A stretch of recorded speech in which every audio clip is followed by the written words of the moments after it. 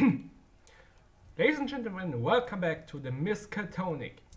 Last time we had a little bit of a walk around the campus, and now we are in Bob's office, who is like the guy with the weird face. And he has got an assignment for us, a task, I guess. And let's see what it is. Excellent. The Miskatonic has small research outposts located all over the world, dedicated to collecting and relaying occult data back to the university via radio. One such outpost is in New Orleans, where you'll be going. Okay, what happened in New Orleans? We are not sure. Our researchers is supposed to relay daily radio messages back to us, but hasn't checked in for several days. Your task is to go to the outpost and knock on the door. If he's there, ask why he hasn't been relaying data. If he's not, return and tell us. That's it? Knock on the door? Exactly. Under no circumstance are you to enter the outpost. Just knock. And leave. Okay, so how do I get there? After a few disasters, the government demanded that the Miskatonics experiments be completely sealed off from the outside world. As a result, every outpost in the country is interconnected by these tunnels. Help stop transporting creatures running off into the wilderness. See? Spooky. So I'm walking to New Orleans. Oh no, of course not. You'll have a drive. You have a driver. Oh god, thank you. It's Lizzy. Hi. Oh hey Lizzy. Looks like driving down the spooky ass tunnel system together. Yeesh. New Orleans is not too far in straight lines. Should get the lickily split. Have fun, you two, and remember, don't go into the outposts. Okay, see you later, Johnny. Guess this is the place. Huh, that's weird, the door's open. So? Well, the mission is to knock on the door, see if anyone's in, and then leave. If the door's open, something bad might have happened. Like what? I don't know. It could be anything. Maybe they are out of banana bread. Maybe someone's pregnant and they've got to get a doctor. Maybe Cthulhu cultists have invaded to have a sick hoedown. Okay. Maybe they're pregnant with a Cthulhu cultist banana bread baby. So should I check it out? Supposed to be automorized to go into outposts. Dunwichers and witches are for knocking on doors, not poking around outposts. Come on, we'll be, shown in initiative. They'll be like, wow, Lizzy and Charlotte, you sure saved the day poking around in that outpost. Good thing you did all those chupacabras would have got back to home base and ate all of us. I don't think that's what they'll say. Well, I'm gonna take a look anyway. Feel free to join me if you wanna save the university from chupacabras. Guess I'll be okay if we just look. Fear the god. Okay, so there's Lizzy. New Orleans outpost. I can only go in there. This is blocked. I can click on Lizzy and talk to her, I guess. Better sweep these rooms before we move on. That's a detective thing to do. Okay, so that's to move on. What's this? Huh. Fear the goo. Oh, it says fear the goo. Whether it's read fear the god, I don't know. Fear the goo. Written in goo. What goo should be fearing? Should I be fearing? Should I fear the goo? Should I fear the goo? The fear the goo sign is written in? Maybe it's peanut butter. Humans are all allergic, right? Only the ones who hate deliciousness. Nope. I think it has a warning about the same goo it's written in. Can't be that dangerous then if the warner preferred using it over, you know, a pen. Maybe he has no pen. Maybe his pen is goo.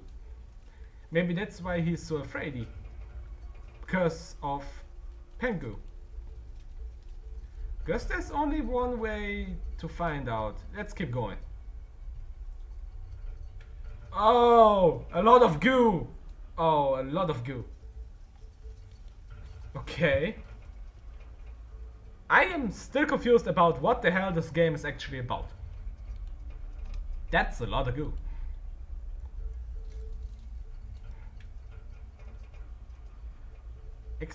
Extraction facility. Lizzy, do you have something to say? I bet this. Oh, okay. Okay, so I can't talk to Lizzy, she's just alongside with me. Which is actually pretty cool because I like Lizzy. Shitballs. The door's locked. So there might be goodies inside. Eldritch goodies. Look, it says their extraction facility. This must be where they're getting the goo. We gotta get in there. Why? Because if someone tells me to fear something, I like to know exactly where that something comes from and how to punch whoever made it in the head. Whoops, a mess. Besides, it sounds exactly like something that the hottest new occult detective team in New Orleans would do, right? Solving some sick mysteries? Okay. Oh, it's cute. I like Lizzy so much. She's awesome. So what now? Little Yehate? Okay, so I guess I have to look around. Looks like a syringe. It's a beefy ass needle hole thing too. This goo is either going into something or coming out of something. Either way, it looks like it's hurt like hell. You don't say. Okay, what's the next point? Looks like a post of Innsmouth, home of the deep ones. Maybe that's where whoever lived here was from. What's a deep one? Good question, actually. There were this race of fishy, froggy folks that lived in this underwater city off the coast of Innsmouth. In exchange for plentiful fishing and crabbing seasons, they would mate with the local Innsmouth babes and create little baby hybrids. Apparently it was a pretty sweet deal until some wandering douche came through the town and ruined it. Went and told the government they torpedoed the underwater city and rounded everyone up and sent them to concentration camps and whatnot. Kinda sad, really. I hear a little hybrid tadpole. I hear the little hybrid tadpoles are adorable. Welcome to Innsmouth. Yeah, right. Some sort of manifesto. April 9th, half gallon. His name was Daniel. April 10th, 2 gallon. Told me to give her locked in her lover. To her lover, okay. April 11th, 1 gallon, he was still alive. What have I done? And then it stops. Huh. Okay, creepy. But I like it. Huh, looks like a diary. Each night my darling wife, hidden deep in the back room of Orleans brothel, prays to her goddess Shafnigarath, keeping the faith groovy. That we might find a new home, that I might find work much less dreadful. She has become too large to convincingly lie that she is carrying a human child, so we must gather our pennies and leave soon. Huh. There's a little photo. Oh, okay. That's actually cute. Look at her. So pretty, so full of tadpoles. And he's kind of handsome in that, you know, amphibious way.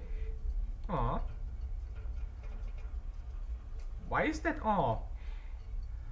Why is that not ew? Other storybooks say that there's no pure love than that between a girl and a frog. What? April 12th, 1936. Hey, that's yesterday. A new prisoner was delivered for ooze extraction. He claims he was a riverboat captain with a ship that sails up and down the Mississippi River. He claims that there are deep ones refuge situation in Minnesota wherein my people live and thrive, hidden from the university's horrific testing and the government's terrible camps.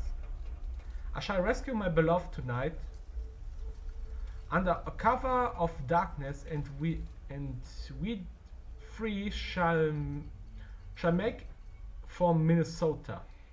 I missed the radio call in, and they shall send someone to investigate my squalid concrete prison, but we shall be long gone. Looks like the university was keeping this fella against his will, using him to extract goo from folks. But why? Maybe we should ask him. No way, if the university is as evil as this guy says in there, we best keep our mouths shut and do a little independent investigation. Okay? We gotta find out what this goo is, and what they're using it for, and why there been such bastards. Okay, so can I get there? Fucking shit on my dick, another goddamn locked door. You look angrier than you should be. Sorry, the concept of, you know, privacy makes witches a little testy. Whatever, let's find ourselves some keys and F these locks up.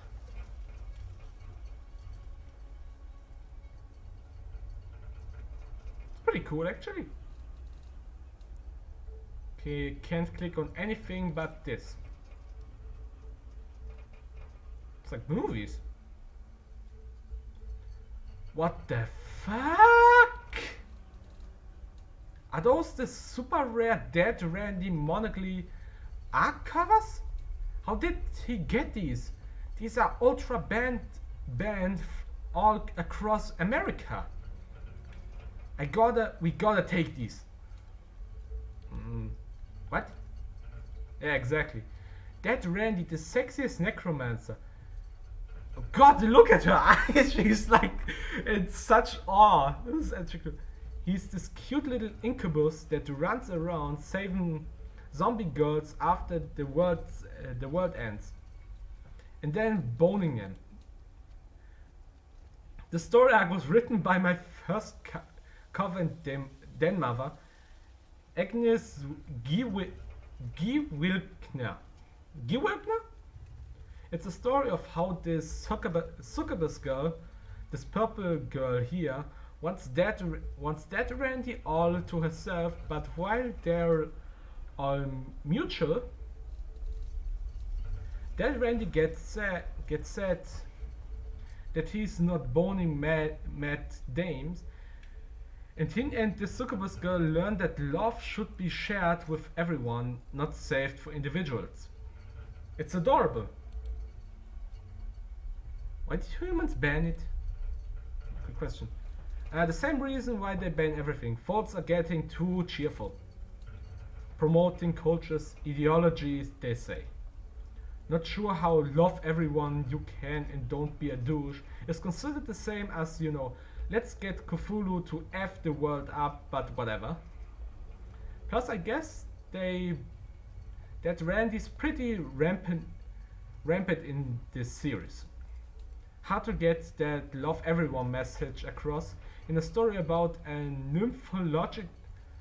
nymphomaniacal blue midget without getting, you know, vigorous. But the message was so awesome, complete true to our cult's mantra, and everyone in Chesuncook thought us witches were pretty groovy after these stories came out. Preach love and compassion for the universe of us neither. They put that as our town motto after Miss Agnes wrote this series. Come on, let's. He's gotta have the hard copy somewhere. The girl in the coven will shit their the girls in the coven will shit their minds when they hear what I found. I'm on a part with Lizzy right there because I'm not sure about this. Goodness, I can't read that much. Was a problem with freaking Doki Doki Literature Club as well, but at least there's no freaking cheerful music in the background. That Randy. Yes, just a little dude. That Randy the Sexy Necromancer. Harmony Arc Episode 1 Death of a Deviant. Deviant? Once again, that Randy finds himself expelled from the Incubus Academy of Hell for failing the not looking like a tiny idiot portion of the class. Forever exiled, Randy seeks refuge on the dislocated Earth, destroyed by a mysterious plague that leaves the land barren in all but zombies. Using his powers of necromancy, Dead Randy cobbles together another village made of bones and sinew, drawing zombies from all over the wasteland looking for a place to live. Once populated, Randy affectionately names his new town the Bone Zone. He names the town Bone Zone. Oh no. Oh no. This takes me back to Undertale way too much. Oh yeah, I pick a few cute zombie girls in that scrambling horde. One-way ticket in the Bone Zone. Are there going to be more? Yeah, there are going to be more. Okay, what's the next one? Okay, there we go. That's pretty cool actually, I like it. It's so funny. That Randy, the sexy necromancer, Harmony Arc Episode 2, Damsel in Decay. With the Bone Zone completed and the zombie villagers settled, That Randy enjoys a life of carnal luxury. But with hordes of zombies after their arch enemies, the only living creatures left on Earth. That's right, packs of feral Pomeranians are attacking villagers of the Bone Zone. When one of his lovely consortants were dragged away, it's up to Dead Randy to save her and drive away the feral pups. And he's He's pumping the shit out of that zombie. I'm starting to understand why their band is arc. Butts aren't supposed to fall off. Butts aren't supposed to fall off. I guess that's true. Holy crap. Dead Randy the Sexy Necromancer, Arc Harmony, Episode 3, Polyamorous Pollyanna. A new visitor from the underworld arrives in the Bone Zone, a salacious succubus named Sally. Marveled by his accomplishments, Sally becomes enamored with Dead Randy, demanding that the pair revoke their demonic job descriptions and become mutual lovers. Shocked at the idea that another demon could love him, and much to dismay of the hordes of zombie girls, Randy vows to become Sally's boyfriend. Poor Dead Randy, seduced by the idea of exclusive affection. Like my mother always says, love 100 people and 1,000 people will love you back. Okay, so that's the third one. There are 2 more to come. I'm going to go through all of these. Okay, at least they are censored. Dead Randy, the Sexy Necromancer, Arc Harmony, Episode 4, Trouble in Paradise. After a few months of unrelenting ravaging, Randy and Sally start to become bored of their exclusivity. But while Randy aches to share love with the rest of the village, Sally demands that he spends his pent-up affection on grinding through their turbulent relationship. Bad move, Sally. You've got 2 folks going against the nature of sharing happiness with the world, desperately trying to keep the happiness between each other. Share it. Good point. But the last one is over there. Yeah. Okay. Last one. Dead Randy the Sexy Necromancer, Harmony Arc, Episode 5, Monogamy Madness. Also, that's the other one. That's Sally, the other one. Okay. Finally, Sally and Randy see the error of their ways. After an amicable breakup and a promise to remain sharing a portion, albeit a small one, of their love between each other, Randy and Sally tear through the Bone Zone, vigorously loving everyone in their path. I love a happy ending. Because the last 40 pages are just meant to, lock the message down. Not quite sure what the zombie butts falling off is supposed to represent, but I'm sure Miss Agnes nailed the metaphor, whatever it is. Okay, no, it's just pervy. But that was fun, learning about sharing affection with the people I meet, being kind and caring, and learning not to judge others. Well, and how to bone mad zombie dames. Let's carry on with our investigation.